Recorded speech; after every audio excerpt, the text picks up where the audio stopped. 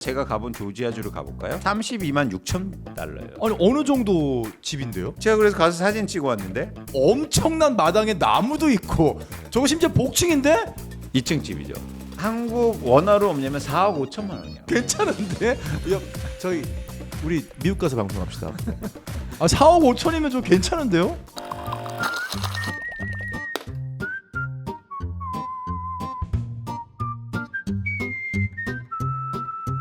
어서 오세요. 경제살롱의 박재민입니다. 오늘은 돈이 되는 집 이야기, 돈이 되는가의 이광수 대표님 모셔보고 이야기 나눠보도록 하겠습니다. 어서 오세요. 안녕하세요. 좀 타셨습니다. 아 그래요? 네. 간이 안 좋아졌네. 자, 일주일마다 저희가 돈이 되는 집, 이 돈이 되는가에서 여러 가지 이야기를 나누고 있는데 얼마 전에 이제 광수 대표님의 책을 제가 다 읽었습니다. 네, 어떻게 살 것인가. 감사합니다. 네, 어떻게 리브할 것인가, 또 어떻게 바이할 것인가. 네. 아, 뭔가 좀 이제 거시경제의 어떤 입장에서 좀 세부적으로 부동산 이야기를 나누면서 아, 또 이렇게 볼 수도 있구나. 뭐 이참에 다시 한번 책 홍보 한번 할까요? 뭐 도와주셔서 네. 잘 팔려서 감사하고요. 어쨌든 제가 이제 관심이 있는 건 어떤 담론이라든지 뭐 전망이라든지 사실 이걸 떠나서 행동에 관심이 있어요. 그래서 네. 많은 분들이 어떻게 행동해야 되지? 투자를 어떻게 해야 되지? 내 집 마련을 어떻게 해야 되지? 사실 이 부분에 방점을 좀 두고 네. 책을 썼고 여러분들이 그런 측면에서 고민을 하셨으면 좋겠습니다. 네. 어떻게 살 것인가. 저 행동을 하기 위해서 저도 행동을 좀 했습니다. 책을 냈습니다. 언제요? 아니 그렇게 바쁘신데? 네, 지난주 수요일에 나왔습니다. 네, 여러분, 네 검색하세요. 좋아하는 것을 더 좋아하다 보니 제가 아직 책을 못 사가지고 책 사는 대로 제가 보내드리겠습니다. 제목이 네, 제목이 뭐예요? 좋아하는 제가 것을 말이죠. 더 좋아하다 보니. 와. 네, 근데 어울린다. 어울려요. 어. 네, 그러니까 항상 제가 보면서 사실 저는 개인적으로 되게 좋아하거든요. 네, 네, 제가 약간 팬심이 있는데 감사합니다. 거기에 핵심은 뭐냐면 잘생긴 거 플러스. 왜냐면 항상 일을 즐겁게 하세요. 맞아, 즐겁게 해야 돼요. 제가 좋아하는 걸 해야 돼요. 오랫동안 뭐 아주 긴 동안은 아니지만 그동안 배우면서 그냥 즐겁게 일하시는 걸 보면서 저도 힘을 많이 받고 즐겁죠. 항상 네, 그래서 본받고 싶다. 감사합니다. 근데 그 책 내용이 그런 게 맞아요, 있네요. 다 그런 내용입니다. 부동산 와. 내용은 없고요.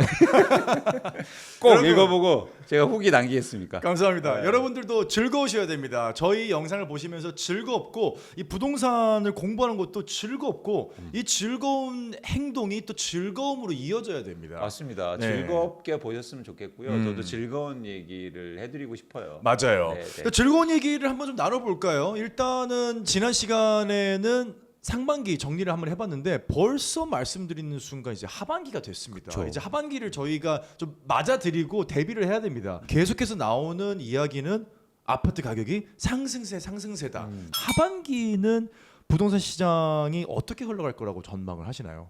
일단 가격이 상승하고 거래량이 증가한 네. 건 맞습니다. 근데 저희가 계속 얘기 드리지만 오늘만 사는 건 아니고 그렇죠. 내일을 살아야 되고 네. 또 부동산이라는 건 기난목에서 좀 접근을 해야 되는데 네. 그런 측면에서는 변동 원인을 저희가 찾아봐야 돼요. 네. 그래서 그 변동 원인이 지속 가능성이 있는지 이 부분에서 계속 저희가 예를 들어서 관심을 갖고 그리고 좀 더 분석을 해봐야 되는데요. 거래량이 증가했고 가격이 상승했다는 이유는 수요가 증가했기 때문이죠. 그렇죠. 근데 어떤 수요라는 게 중요해요. 그렇죠. 근데 흥미로운 지점이 제가 지난번에도 말씀드렸지만 가계부채가 증가하면서 수요가 증가하는 걸 여러분들이 꼭 관심 있게 보셔야 되는 겁니다. 네, 네. 그러니까 그 얘기는 뭐냐면 지금 시장을 움직이는 수요는 무주택자들이나 실수요자들이 네. 대출을 받아서 그렇죠. 시장에 들어오는 거죠. 네. 그런데 저는 이게 지속 가능성이 적다고 봐요.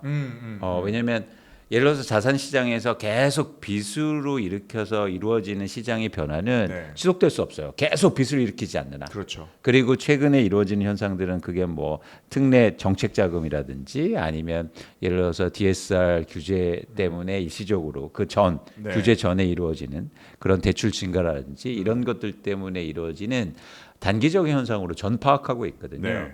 그래서 제가 지난번에도 어떤 말씀을 드렸냐면 4, 5, 6월이 되게 중요하다라는 네, 말씀을 네, 드렸어요. 네. 거기서 중요한 게 뭐냐면 거래량이 증가하는 거 잘 보시고 그 거래량이 증가하는 게 왜 증가하는지를 보시는 게 중요한데 거래량이 일단 증가한 거 맞습니다. 네. 근데 증가하는 원인이 지속 가능성이 적다라고 판단하는 거고요. 네. 예를 들어서 계속 빚을 내서 집을 살 수는 있어요.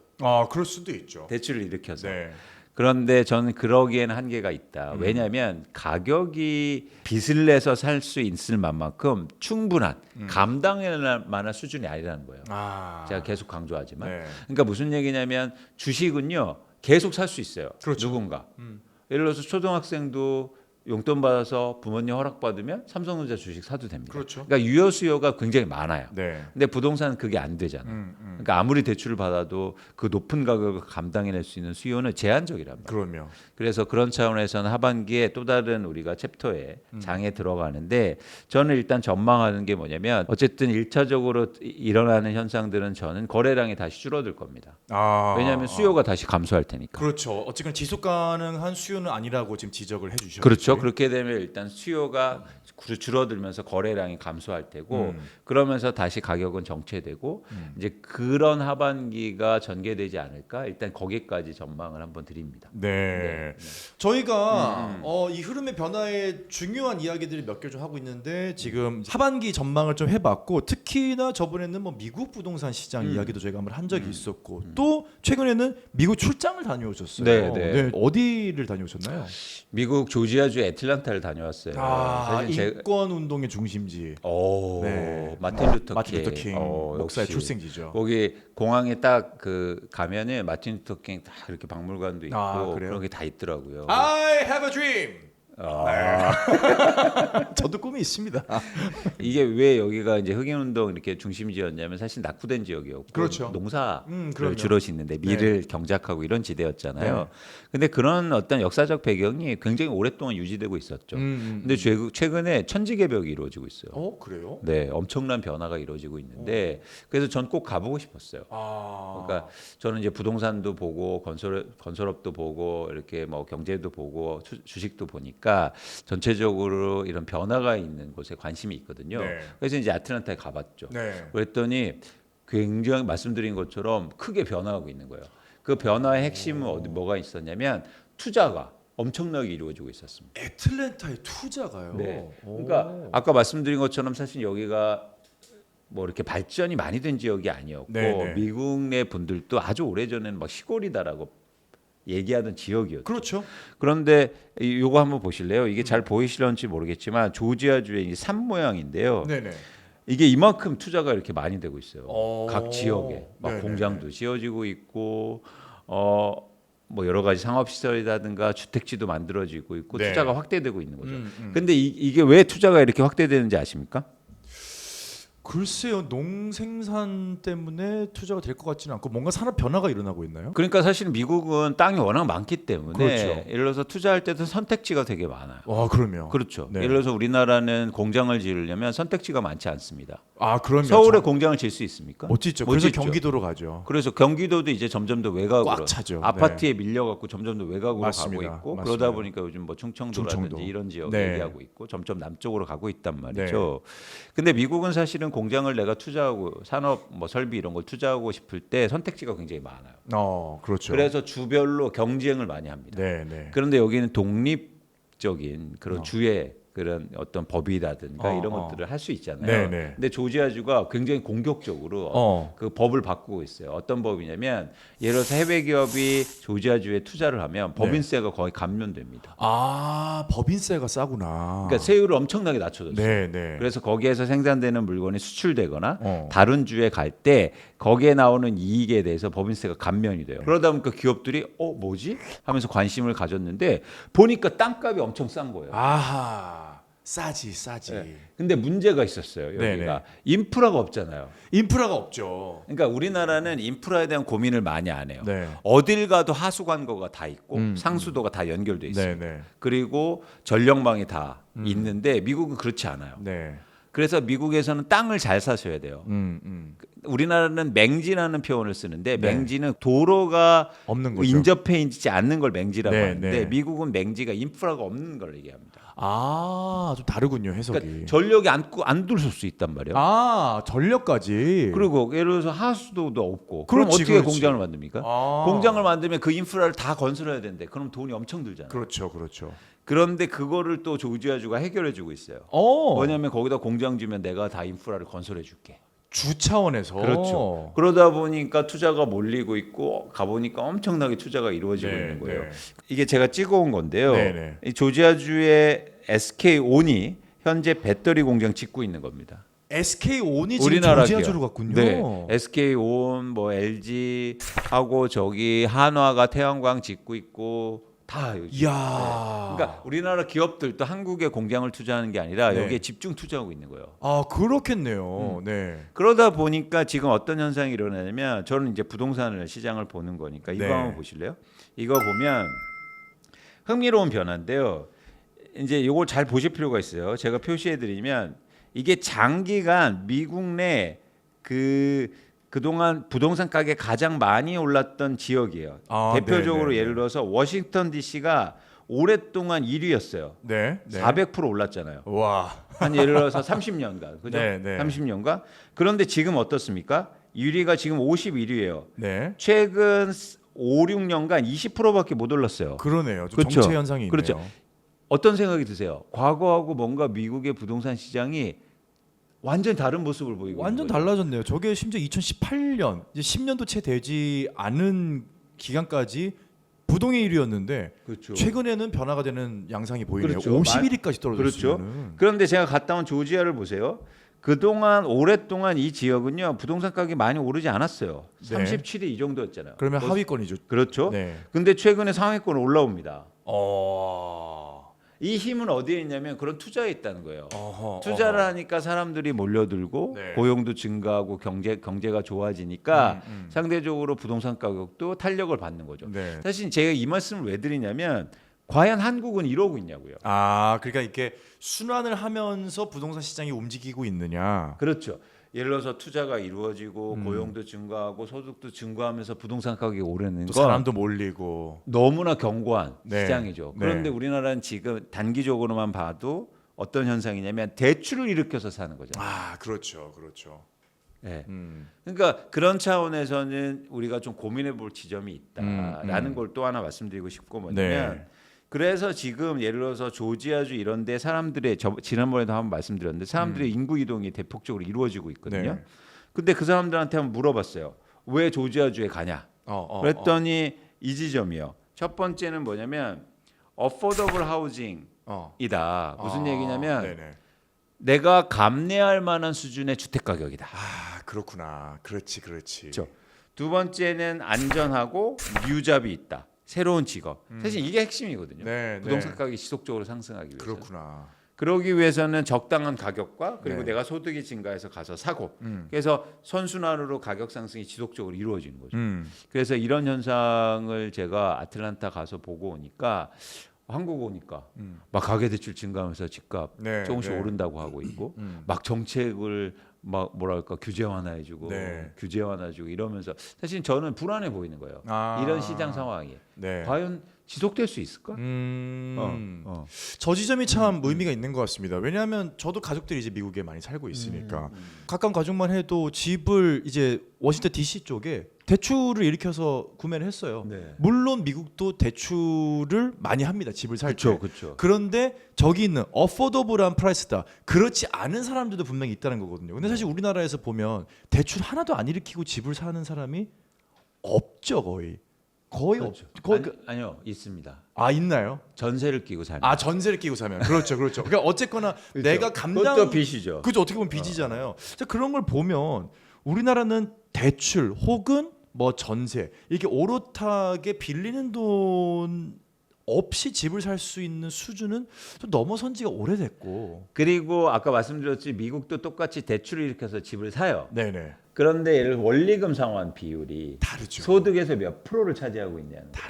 다르죠. 네, 그게 그런 다르죠. 측면에서는 우리나라가 최근에 막 그 대출을 일으켜서 사는 게 대부분의 소득 대비해서 사실 부담스러운 수준으로 점점 올라가고 있다는 거예요. 네, 그러니까 네. 이게 지속 가능성이 있냐. 그런 그렇죠. 차원에서 비교가 되더라고요. 아 그렇죠. 사실 얘기를 들어보면 대출을 상환하는 거를 몇십 년을 잡고 사실 대출이 이제 매달 갚아야 되는 돈의 어떤 부담이 우리나라 대출하고는 성격이 굉장히 다르더라고요. 그렇죠, 맞습니다. 그러니까 그런 부분들을 참 바라볼 때 우리나라는 저런 시장을 좀 어떻게 좀 바라보고 어떻게 해석을 해야 되고 우리가 저기서 얻어가야 되는 게 뭘까 참 그런 고민스러운 지점이 있네요. 맞습니다. 네. 그래서 저는 조금 더 욕심을 내보자면 네. 여러분들이 만약 이렇게 부동산에 대한 투자한다 이러면 미국도 되게 재밌는 시장. 나쁘지 않을 것 네. 같아요. 그러면. 그리고 한번 보세요. 네, 이게 네. 뭐냐면 각 주별로 중간값이요. 중간값. 주택의 중간값이에요. 네, 네. 평균 가격은 아니고 네, 중간 네. 가격이에요. 그러니까 네. 뭐냐면 어느 정도 중간 소득이면 충분히 살 수 있는 그런 그렇죠. 아파트 가격인데, 그러니까 주택 가격인데 그렇죠. 조지아 제가 가본 조지아주를 가볼까요?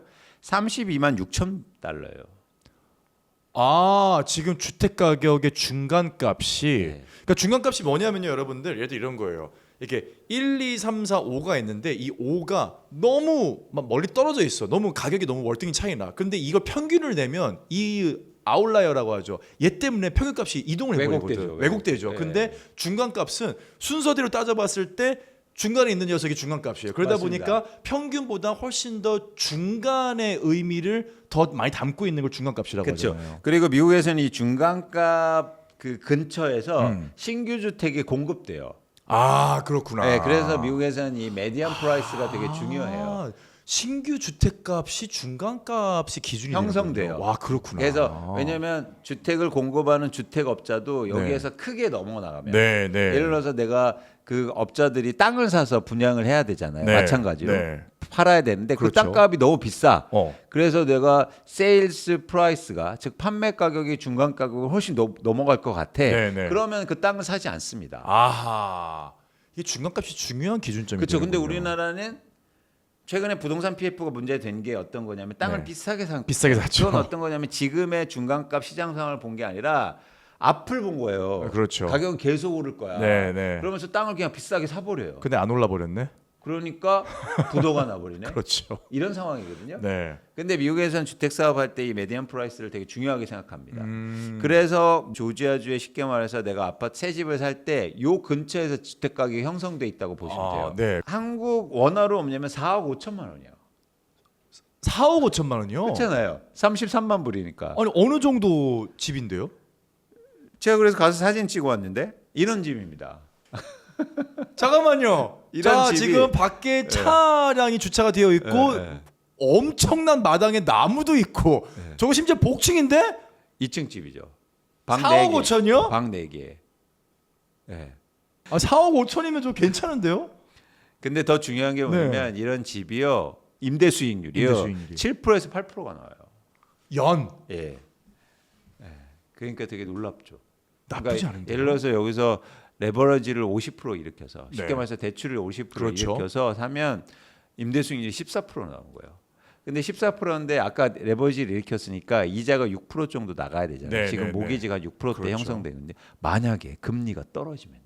아, 그렇구나. 그러니까 이렇게 계산이 되는 부동산 시장이에요. 미국은요. 아, 그러네. 그러니까 미국이 좋다 나쁘다를 떠나서 그걸 떠나서 우리가 투자나 어떤 자산의 확보 차원에서 보면 이렇게 네. 계산되는 시장이 아하.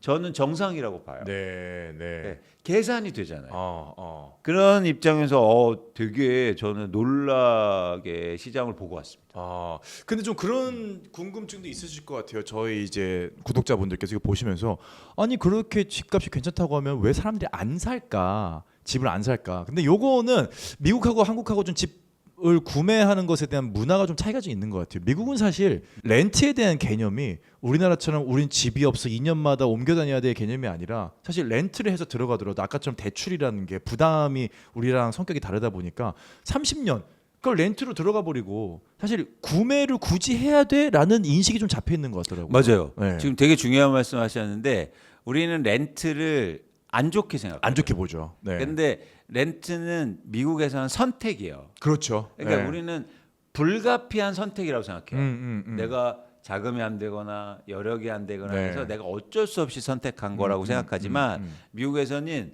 자가 구매할래 렌트 할래를 네. 두 가지를 옵션이라고 생각해요. 맞아요, 선택이라고. 맞아요, 그러니까 맞아요. 그 이유가 있어요. 왜냐하면 임차인의 보호가 굉장히 잘 됐기 때문에. 아, 임차인의 보호가 또 잘 돼 있군요. 그렇죠. 임차인의 보호가 잘 됐기 때문에 내가 여기에서 안정적인 임대를 계속 유지할 거라는 미래에 확신이. 대한 확실성이 있어요. 네네네 맞아요. 그러니까 이렇게 선택할 수 있죠. 어. 그래서 미국의 집이요, 주택이 되게 투자하기 쉬운 겁니다. 그러겠네요. 진짜 렌트가 안정적으로 계속 이루어지는. 투자의 영역을 그렇죠. 정말 이렇게 확정을 해보면 미국, 그 다음에 오늘 말씀드렸던 것처럼 뭐 여러 50개가 넘는 주가 있지만 또 조지아, 애틀랜타 한번 관심을 갖고 들여다봐도 되겠어요. 그렇죠. 그래서 뭐 예를 들어서 이거죠. 한 7, 8년 전에는요. 네, 미국 주식 사라고 그러면 안 샀어요. 안 샀죠.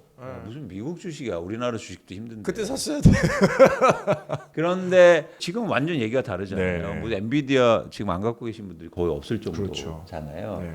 사실 저는 이게 시장의 큰 흐름이라고 봐요. 음. 그러니까 경제 성장이 이루어지고 GDP가 증가하게 되면 투자에 대한 그 일종의 확장성도 생기잖아요. 해외 쪽. 그게 네. 우리가 처음으로 이제 간 게 해외 주식이라면 그렇죠. 다음은 해외 부동산으로 갈 수 있거든요. 아, 야. 근데 이런 펀드들도 이제 앞으로 많이 생길 거예요. 네, 네, 이런 네. 것들에 대해서 여러분이 한번 관심 가져보시는 것도 좋겠다. 네. 근데 이제 이런 시장을 보다 보면 좀 그런 생각도 들어요. 이제 미국은 부동산 시장이 선순환이 잘 되고 있는데 우리나라도 선순환이 일어나면서 감당 가능한 가격의 부동산이 되기 위해선 좀 어떤 것들이 보완이 되면 시장이 좀 건강해질까요? 가장 중요한 출발점은 아이러니하게도 집값이 떨어져야 돼요.